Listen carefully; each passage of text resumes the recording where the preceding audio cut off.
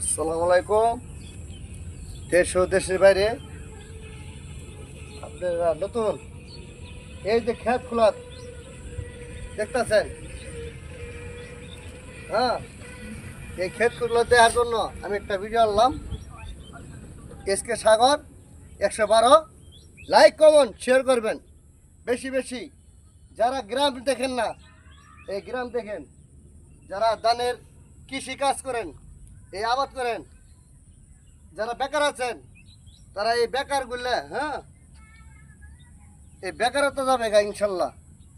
বেশি বেশি ধান লাগাবেন, পাটের আবাদ করবেন, ধানের আবাদ করবেন, ভুট্টা লাগাবেন, তারপরে মানে অনেক কিছু ফসল এই করা যায়।